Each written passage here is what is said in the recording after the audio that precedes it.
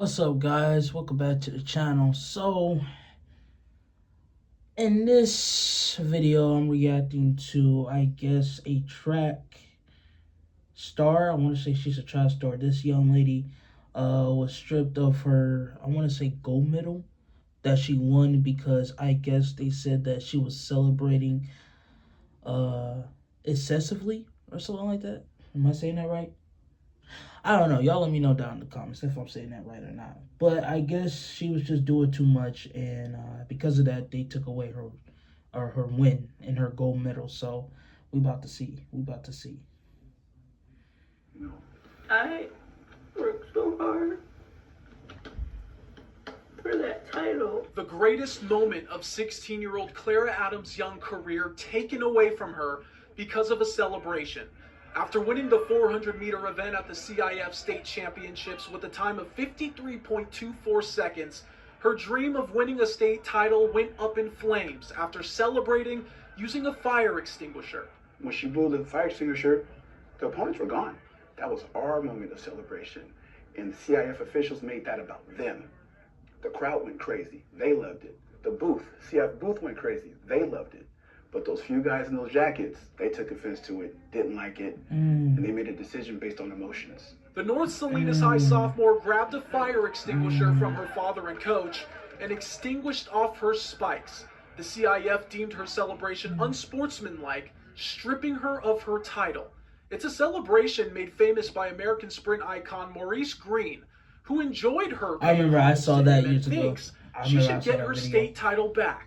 When I heard, because it happened, and then people just started calling me, oh, this girl just won the 400, redid your celebration. I was like, huh, what? If it was away from everyone and not really interfering with anybody, I would say reinstate her. One clear infraction was Clara's father hopping the railing onto the track after the race, but says he only did that because of how CIF officials were treating his daughter. There's a CIF rule saying you can't come over the wall, you can't be on the infield, which is a rule respected.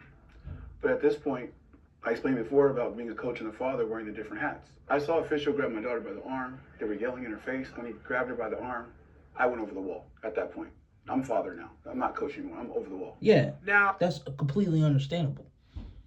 Yeah, no, especially if it's another man, you don't, and they would understand that themselves. No man has a business putting their hands on another man's daughter. That should be very understandable. No one should have a problem with the that. true fastest 400-meter runner in the state is back home without a medal. And even if the CIF is to reinstate her as the champion, she never got that moment of being crowned a champion. Even if everything goes in my favor, in regards to getting my title back, I'll still never get that moment back, standing on the podium as a sophomore. I'll never get that back because they took it. Yeah, they took it. Clara was also disqualified from competing in the 200-meter race because of that celebration. And we did some research, analyzed 20 years of state championships, found 0 other times where someone was disqualified and stripped of a title for unsportsmanlike conduct. We reached out to the CIF, haven't heard anything back. We also put up a poll on our Instagram, Dan, asking our viewers if they believe she should have been banned for this or not. Over 1,000 votes and counting, 87% of people saying she shouldn't have been banned for this. And the support from the community has been overwhelming so far. And she's an immense talent, and she's only a sophomore. Yeah, she's going to come back stronger and better than ever. They better watch out for Clara Adams. Yeah, you bet. All right, thank you very much, Jay. Wow,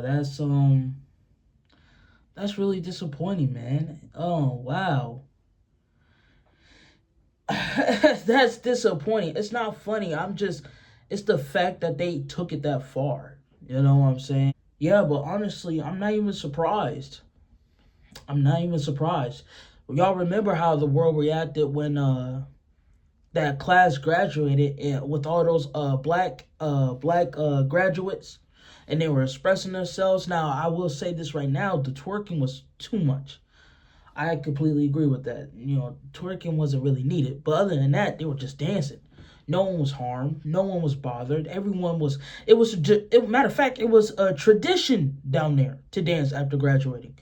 These people were celebrating and expressing themselves in a positive way. No one was out in the streets gang banging, slinging dice, doing drugs, and no, they were celebrating graduating, and people were upset about that. People, especially my people, my fellow Black Americans, y'all gotta remember, we live in their world. Even though there's nothing set in stone on how we act, how we celebrate our achievements, they're going to treat our expressions of our success a certain way compared to everyone else's. That's just how it is. Remember, we're in their world. The rules are different for us, So no one should be surprised by this at all.